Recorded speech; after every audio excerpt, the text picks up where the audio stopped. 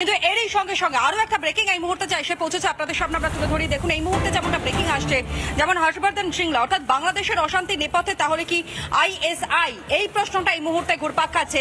আশঙ্কা প্রকাশে বিদেশ সচিব হর্ষবর্ধন শ্রিংলা তিনি আশঙ্কা প্রকাশ করেছেন যে আইএসআই কি এর সঙ্গে যুক্ত রয়েছে। বাংলাদেশে যেভাবে আগুন জ্বলতে শুরু করে দিয়েছে, পরিস্থিতি এতটাই জটিল হয়ে গিয়েছে, কারফিউ জারি করা হয়ে গিয়েছে এবং সরকারকে রীতিমতো নাজেহাল হতে হচ্ছে যে পরিস্থিতি রয়েছে তা সামাল দেওয়ার জন্য। রক্তস্নাত আন্দোলন থামাতে পারে থাকতে পারে মদত, মূলত এমনটাই আশঙ্কা হর্ষবর্ধন শ্রিংলার, যে সেখানে মদত থাকতে পারে পাক গুপ্তচর সংস্থা, রক্তস্নাত আন্দোলনে জড়িত থাকতে পারে পাক জঙ্গিরা, এমনটাই আশঙ্কা প্রকাশ করেছেন প্রাক্তন বিদেশ সচিব হর্ষবর্ধন শ্রিংলা।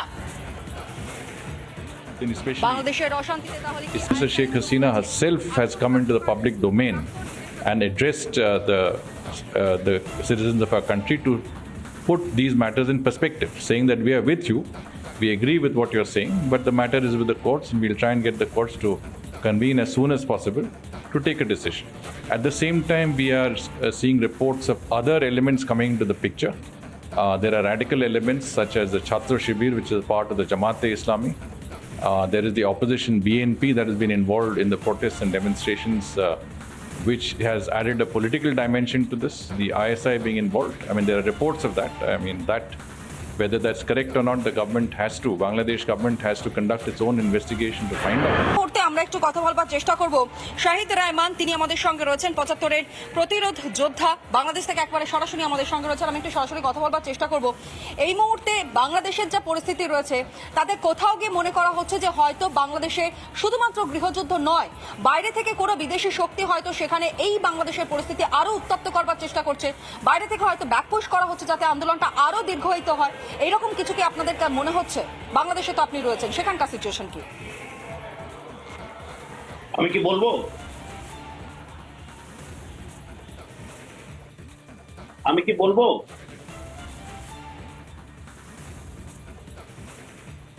হ্যালো, হ্যাঁ হ্যাঁ ঠিক আছে। আমি যেটা বলছি সেটি হলো যে আপনাদের প্রশ্ন যা করেছেন, প্রশ্নের ভিতরেই অনেক উত্তর কিন্তু খুঁজে পাওয়া যাবে। আপনারা জানেন যে আমাদের বাংলাদেশটাকে অস্থির করার জন্য সর্বমহল মানে জেগে উঠেছে। আপনি দেখেছেন মাননীয় প্রধানমন্ত্রী গত 2-3 দিন আগে যেটি জাতির উদ্দেশ্যে উনি ভাষণ দিয়েছিলেন এবং উনি চীন থেকে সফর করে এসে একটি সাংবাদিক সম্মেলনে উনি বলেছেন, সাংবাদিকরা যখন ওনাকে প্রশ্ন করেছিলেন তখন উনি কিন্তু সাধারণ ছাত্রছাত্রীদেরকে কোনো প্রকার রাজাকার বলে নাই। এটি আপনাদেরকে বুঝতে হবে। এটা টুইস্ট করে পুরো জিনিসটা মাননীয় প্রধানমন্ত্রীর উপর দোষ চাপানো হয়েছে। মাননীয় প্রধানমন্ত্রী বলেছেন 1971 সালে যারা মুক্তিযুদ্ধে জীবন বাজি রেখে যুদ্ধ করেছেন এবং যারা তাদের পরিবার পরিজনকে রেখে অনেকে মৃত্যুবরণ মানে শহীদ হয়েছেন, অনেকে আপনার নিহত হয়েছেন, শহীদ হয়েছেন, আহত হয়েছেন, তাদের সন্তানদের জন্য উনি যেই কোটা আছে সেটা বলবৎ থাকবে।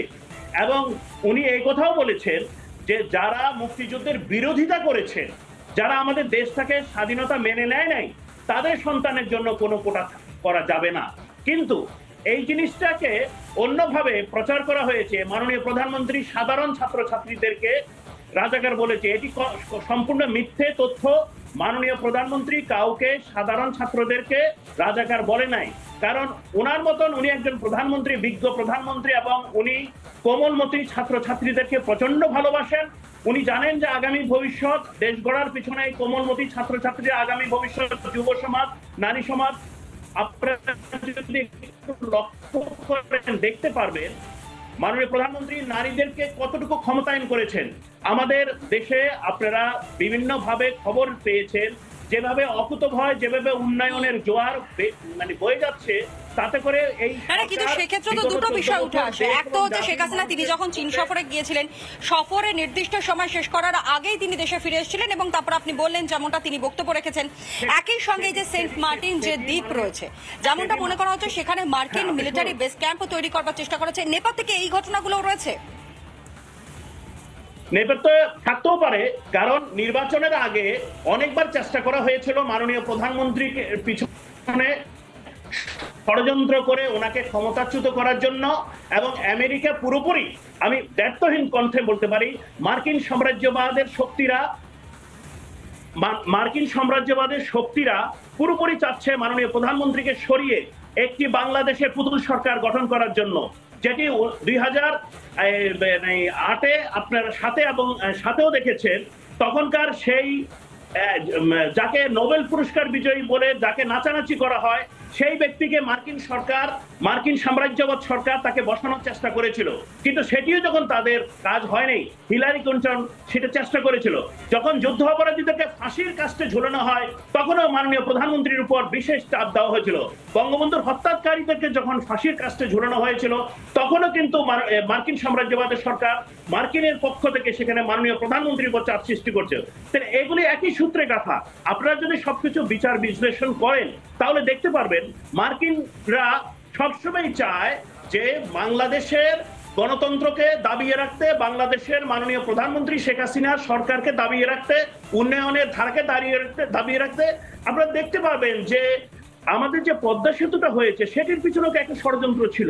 প্রতিটি জায়গায় আমাদের এই মানে ষড়যন্ত্রের বীজ আপনারা পাবেন। ভারত আমাদের সাথে যেইভাবে 1971 সালে আমাদের বন্ধু হয়ে আছে, সহযোগিতা করেছে, আমাদের সাহায্য করেছে। ভারত আমাদের গত নির্বাচনে আমাদেরকে যেভাবে সমর্থন জানিয়েছিল এবং সহযোগিতা করেছিল, রাশিয়া যেভাবে সহযোগিতা করেছিল, কিন্তু মার্কিনিরা আমাদের সেই ধরনের কোনো সহযোগিতা করে নাই। তারা আমাদের বিরুদ্ধে ষড়যন্ত্র করে।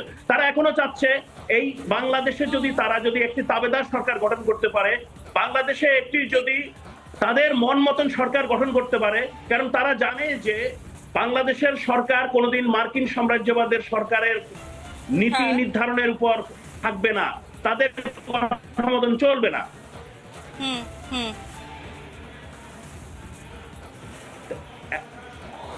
একদমই তাই। অনেক ধন্যবাদ জানাই আপনাকে। অর্থাৎ একটা বিষয় স্পষ্ট হলো এখান থেকে যে আমেরিকা যে নেপথ্যে কোনো না কোনো ভাবে কলকাঠি নাড়ছে, সেটা কিন্তু একেবারে স্পষ্ট হচ্ছে।